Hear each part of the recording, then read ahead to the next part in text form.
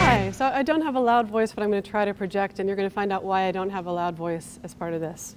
But I just wanted to say I'm very moved by the community that is happening here. I'm usually the person who puts other people on stages, either at the ballroom or SwitchPoint or on the Haywagon, rickety Haywagon stage at Saxbaugh Farmers Market. And I'm usually more comfortable curating other people. So I decided to get comfortable with this. I would investigate you guys through your profiles that you've put on Creative Mornings. And so it's quite an incredible group. And I just wanted to, let's see if I can find this clicker. I wanted to give an award to Josh, if he's here or not here, I'm not sure, but he wins for me for Best Picture because he's got a lamb on his shoulder. So hands down, whether he's here or not, I'm seriously impressed. But there are, as I understand, dentists and social justice people and creative people, marketing people, graphic design people, musicians, and it's like my kind of people. I'm really glad you're here. So hopefully we can talk about action. I think you're probably already very active people and ready for a challenge, and so I would like to challenge you. I've talked with a lot of my friends about this subject of action, and I really believe strongly in action in your life. And one of my dearest friends said that he thought that action is to dare. And I actually think that's beautiful. I think that's right. So if you take action, maybe you can, in a way, inspire other people to feel like I can also dare.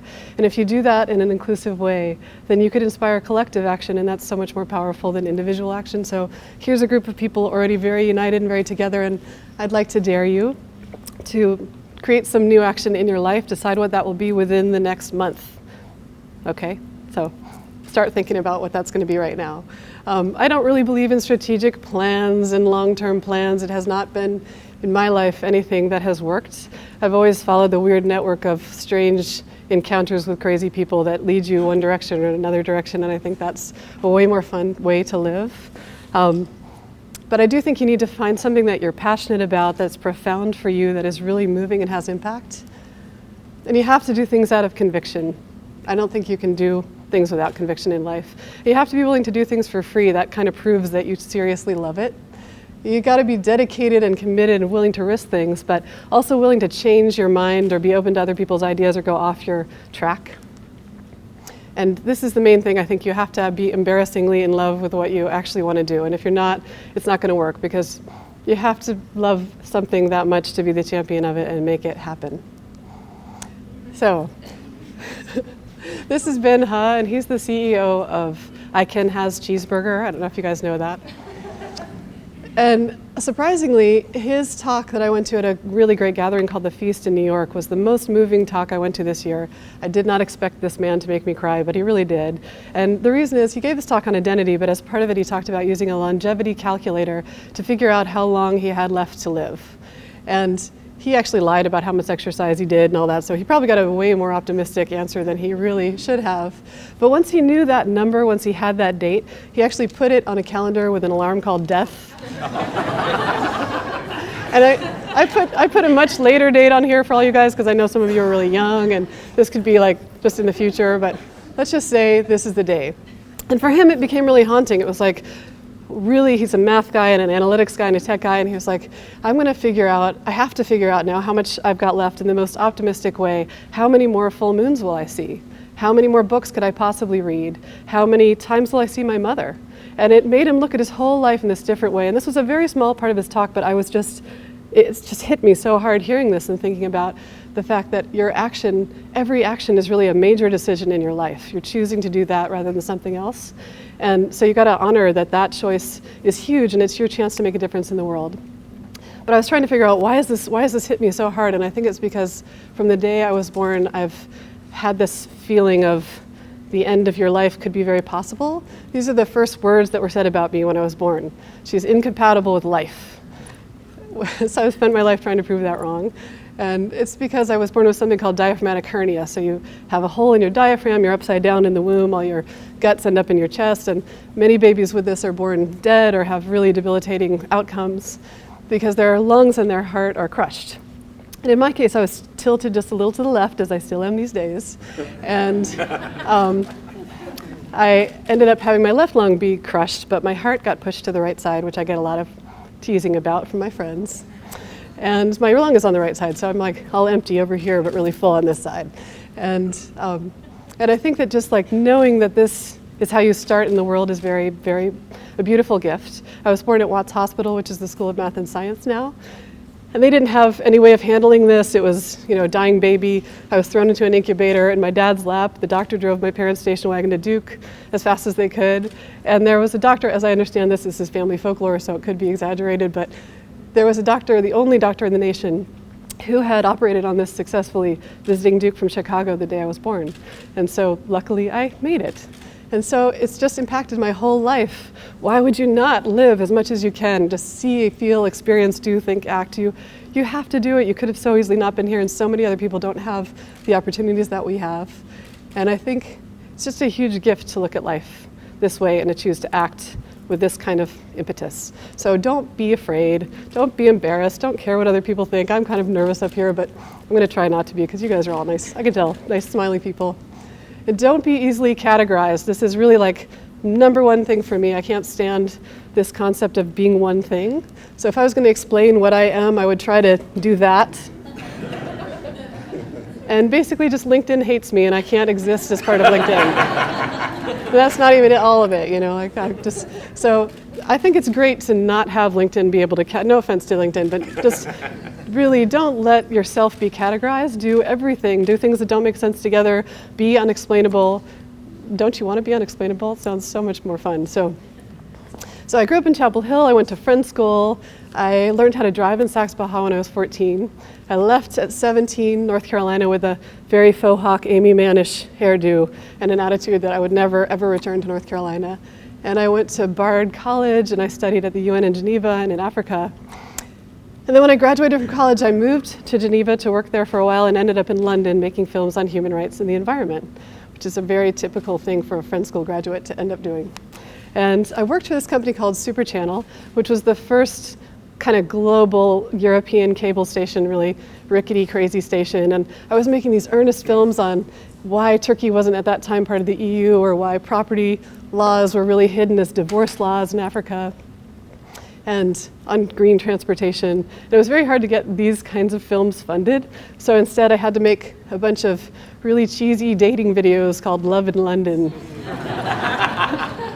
And they were really wildly popular, and it was so depressing that they were just awful little documentaries on these horrible real estate-y dating ladies trying to get people hooked up in the early days of online stuff. And I was just mortified by it. But it paid for me to travel to 30 countries between the age of 21 and 22 and make films on human rights issues and get to go to places where I could meet guys like this. So this is when Nelson Mandela and Václav Havel met the first time I was there, this close. And I got terribly shitty footage because my hands were shaking so much because I couldn't believe my heroes of life were this far away. And at that time the viewfinder was black and white and I couldn't stand seeing that and I had to look, so the footage is kind of all wrong. But my point with this story is that selling out, making some things you don't love to finance the things that you do is sometimes a necessary evil, and if you do it, I will forgive you, and I understand. So I ended up in New York working for Human Rights Watch. They were starting a film festival on human rights issues, and it was an incredible opportunity. I got that job through a bunch of connections. I highly recommend you stay open to the connector people in your life, and there's so many, and they're never the ones you expect. Stay open to people and ask people for their help in finding weird routes through life. Again, no strategic plan, but just openness. And working for Human Rights Watch was incredibly inspiring. It was interesting. We traveled the world. We watched 1,000 films a year, got to go all over the place, meet incredible human rights activists.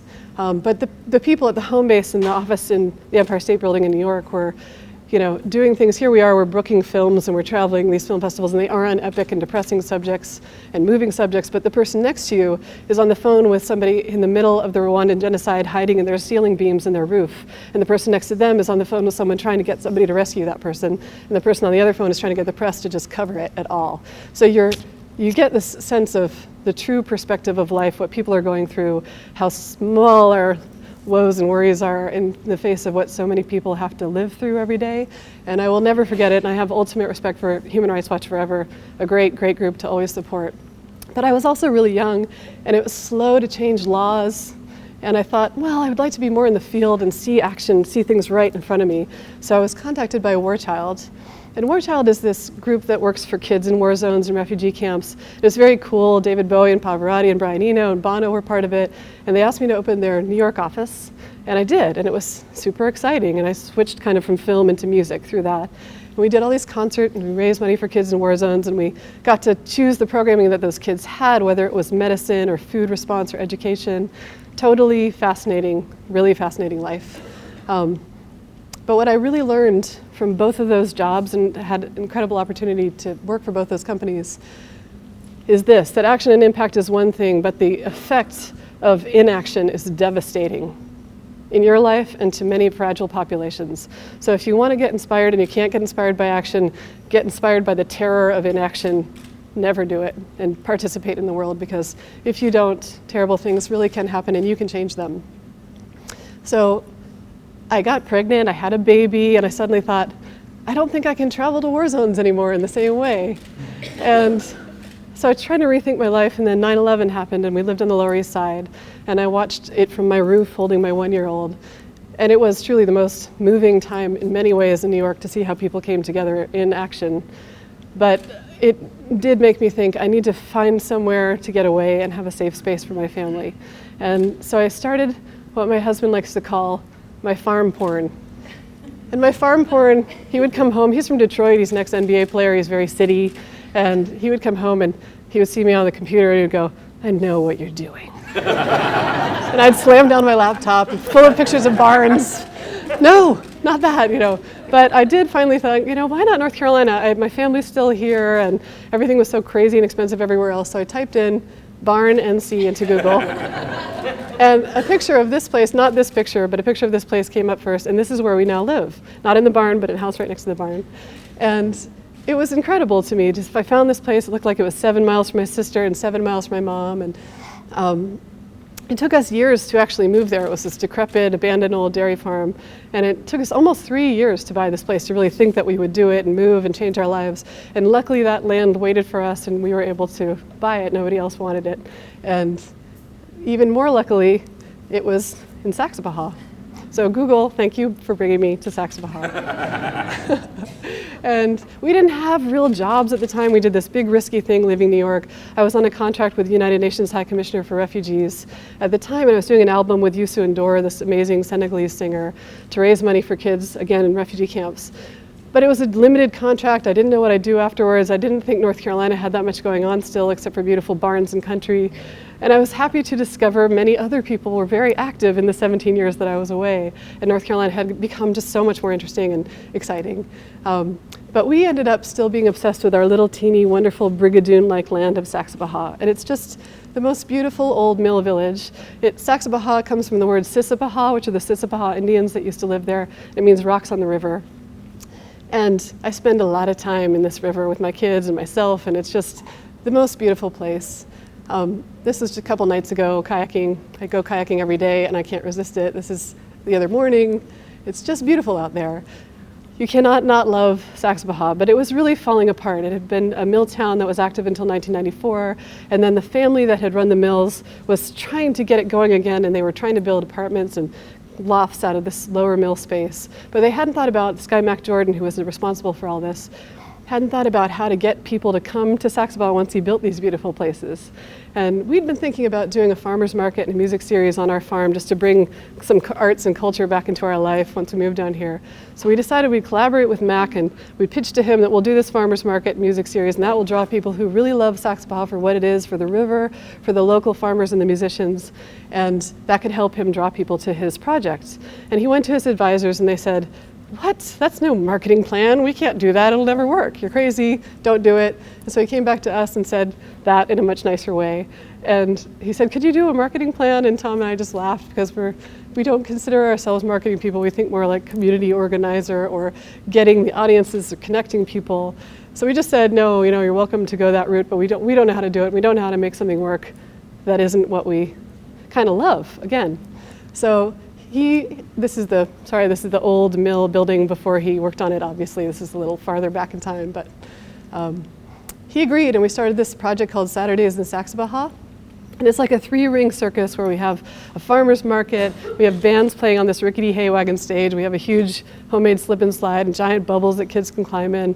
And the first year we were so lucky if like 50 people came or maybe 100 people. We were thrilled, out to middle of nowhere Saxe-Baja.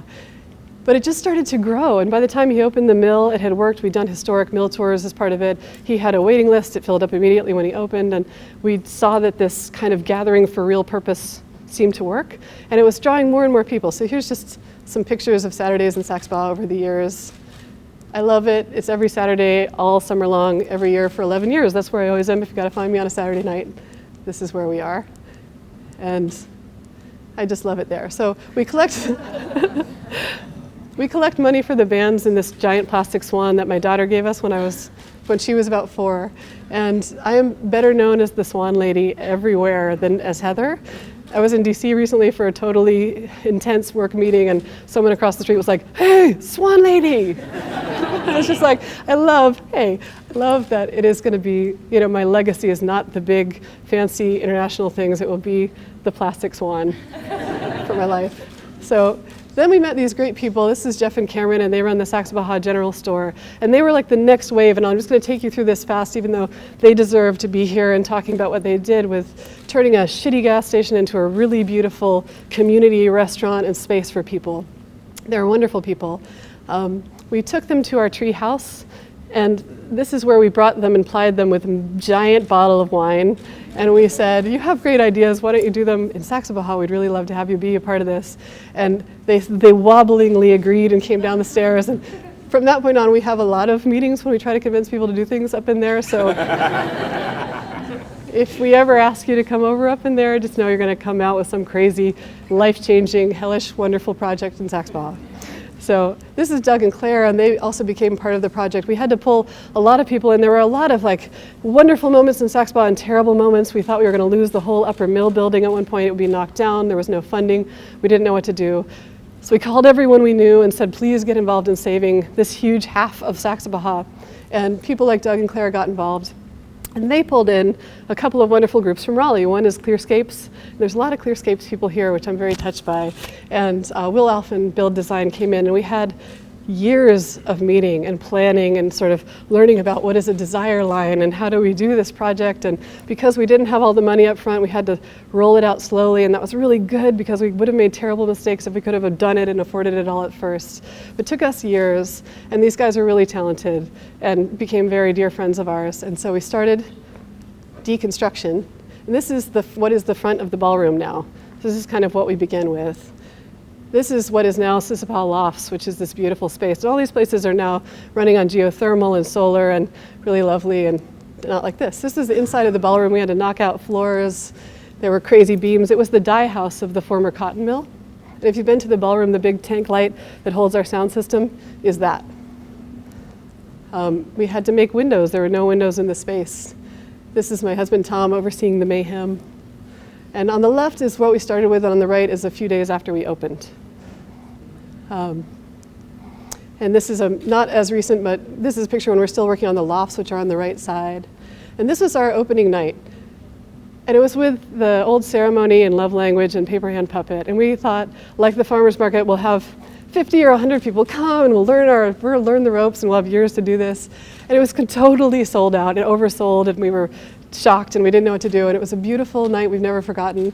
But we realized what a disaster we were and how little we knew about anything. So we actually closed for 2 months to just completely restructure and reorganize, get new permits, hire different staff. We just had no idea. We were epically aware of how unaware we were of what we needed. And so we changed everything.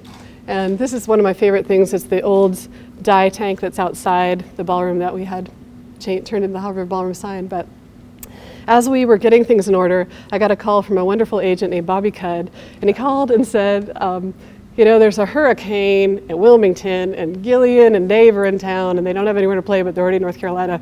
Can you have them come tomorrow night to your ballroom?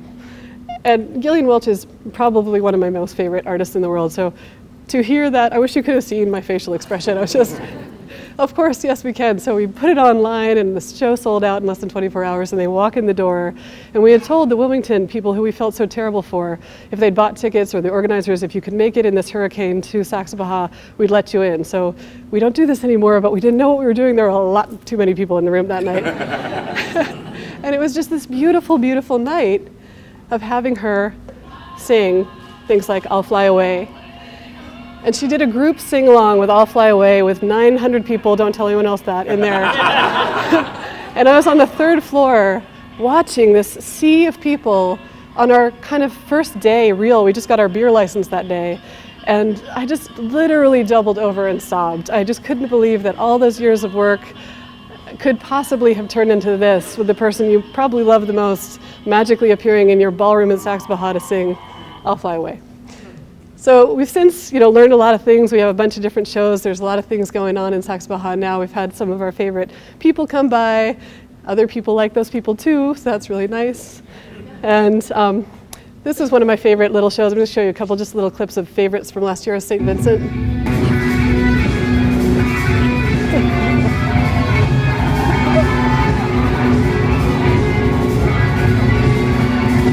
This next one is Sylvanesso being the dance band for Future Islands. That's the Sylvanesso crew on the side doing the little dance, which I just thought was hilarious. And the ballroom seems to attract a lot of musicians. We've had a lot of musicians get married there. We've had some really beautiful experiences. We have a lot of weddings in the ballroom too. But I love that musicians come so much to shows, and it's very meaningful to us that it's a welcoming space for artists. This is some very different kind of vibe show with some giant balloons that are killer whales. So, a lot of different things happen in that space. And this is the coffee shop. We decided we'd have a coffee shop that's part of the ballroom that's open every day. And that was so people could feel like it's not a closed show box. You don't have to buy a ticket to be feeling that the ballroom is also yours. And there's Wi-Fi that's free for the community. It's been a really wonderful part of I'm really, really glad we did that. There's weddings, and there's ping pong every Monday night. Sometimes we bring in jumpies when we feel like it. We do dance parties and all kinds of things. And outside we have this festival-y area. There's to the left an amphitheater there, so we do lots of shows outside, and we get involved with our growing, wonderful neighbors who have been attracted to come to the town and to the village and jump in, so that the weight is no longer on the people's shoulders who started all these things. But we have this great group. There's the Haw River Farmhouse Ales that just came in next to us. Left Bank Butchery, the Bakehouse, Paperhand Puppet is there, and they've been in Saxe Baja since before any of us, so they get the original credit. And the newest entity is Culture Mill, which is doing incredible artist residencies around the world, and spent this summer on our new biodiesel bus doing secret site-specific performances on farms, in gas stations, and restaurants all around the countryside, and getting people involved in art in a very surprising and different way. So we love that. So this is, again, Saxe Baja. This is where I'll be tonight on my boat. But it's just my nighttime job and my weekend job, because I have a real job, and the real job is because of Rose. So Rose is a farmer in the farmer's market, and she introduced me. I think she's secretly the hub of the universe. So if you'd like to meet her, I will introduce you to her. She's really great, and the connections that have come through her are amazing, and reminds me to say, remain open to the connectors. They are never who you expect, and just sense who those people are, and then be very, very grateful to those people. She introduced me to Pop Guy, who runs IntraHealth International, which is a big global health organization. And my background really is international relations and global organizations. I didn't think I'd find that again in North Carolina. But Pop was working with Yusu Ndor, who I'd been working with before. And he said, Heather, can you figure out a way to make Yusu do a project that raises profile about open source technology for development in global health? And so I said, yeah, I love doing stuff like that. So we started this project, and I won't go into it, but it's called IntraHealth Open, and it was a way before people understood what open source was of trying to show how open source code could be used for development and shared. And we did it through using music stems of a bunch of celebrity artists who would give their stems to let everybody remix them, and we did a global remix contest, and we had 600 people respond from around the world, and it was just a really cool project, and it got a lot of attention. But the good part of it was that through my air control tower of TweetDeck, I ended up finding all of these really amazing people working in what we call ICT for D, or ICT for development. And these are people from all over the world trying to make a difference using technology. And we put them together into something called the Open Council. And they were such fantastic, inspiring people that we decided we needed to start gathering them like you guys are gathering, and hearing from them and putting people together. And our first way of doing that was TEDx Chapel Hill. We did a bunch of those, and that was great. But the framework was just a little too constricting, even though I love TED. It was just not, it was too in the box for what we were trying to do. So we started this thing called SwitchPoint. And I convinced Andrea to let me do this at the ballroom and finally merge my frenetically different worlds so that we could have them come together, have people come from all over the world to tiny little Sachs-Baja and have this retreat-like conference on global humanitarian innovation, global health, and tech for good. And in the 4 years that we've been doing this, we've had people from the World Bank and the UN Foundation, the Clinton Global Initiative, Google, all these you can't believe who's come to Sachs-Baja. It's really hilarious. It's hilarious to the local people of Sachs-Baja especially, who are just like, but we've also paired those people with car mechanics who've made incredible inventions and brewers, and we've tried to bring a very heavy artist component into this and a very heavy local component of makers and builders and inventors from this area. And it's just been an amazing experience. So these are some of the people who've come in. On the top left is Jorge Odon, he's a car mechanic from Argentina, who invented a device that will probably replace forceps all over the world. WHO has just approved this. On the right is a Girls Initiative entrepreneurship group in Rwanda, and they're making maxi pads out of banana leaf fiber. And they have all these young teenagers who are doing the graphic design for the pad covers. The bottom left is a 3D printer made out of e-waste in Togo. And on the right, these girls have never come, though we would like them to. They're 14-year-olds who developed a urine-powered generator at Maker Faire Africa, which is under great debate whether it really works or not, but how cool of them to try.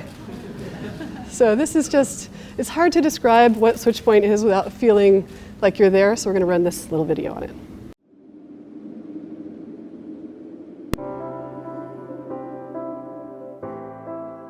SwitchPoint. This is what happens when someone wise, someone who's seen life, comes and is ready to impart a story upon an impressionable audience. I would say story, story, and you would say story, come. This is a conference about collaboration, invention, humanitarian innovation, global health technology, great ideas, and people.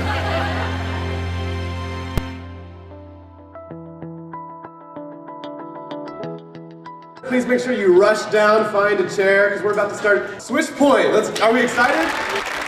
SwitchPoint brings together the brightest thinkers and entrepreneurs from multiple industries and will challenge you to stretch your boundaries to categories, comfort zones, and contacts. The people you will see over the next 2 days are building 3D printed hands. I'm not only a designer, but also a user. Manufacturing maxi pads out of banana fiber.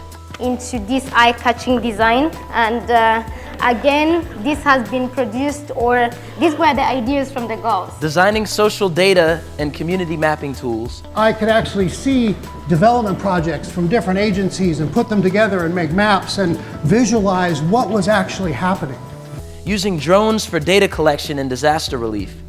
This quadcopter for propellers was actually made in Ghana last month from recycled material, from spare parts. Driving policy, sharing code, shaping investment, questioning everything, and trying to find lasting solutions to some of the world's greatest challenges. It helps not just empower organizations, but more importantly, help empower people that those organizations serve. It helps amplify the heartbeats, and it helps break that silence.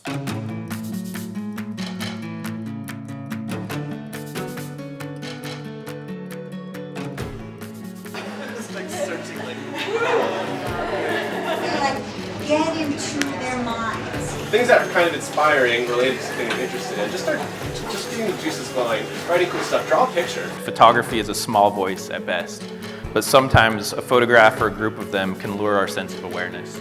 We'll have with us this year a host of young genius coders, campaigners, artists. The good news is it sent me on a voyage of self-discovery that actually reconnected me with what it is I do for a living and why it can be enormously powerful. Prestigious award winners, engineers, frontline heroes, and unexpected entrepreneurs.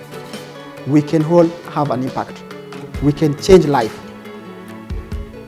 When you look around and things are not good, that's the time to act. Get ready for an incredible 2 days with over 50 presenters, multiple performers, 4 field trips, and 22 micro labs. So here comes the smell curve. It's really fantastic, getting better, getting stronger.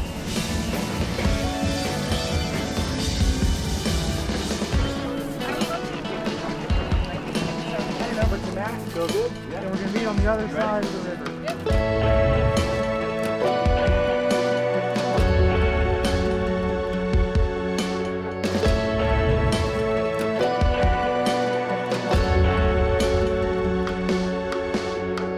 hope you learn a lot. We hope you find people to work with, get invigorated, and build lasting connections.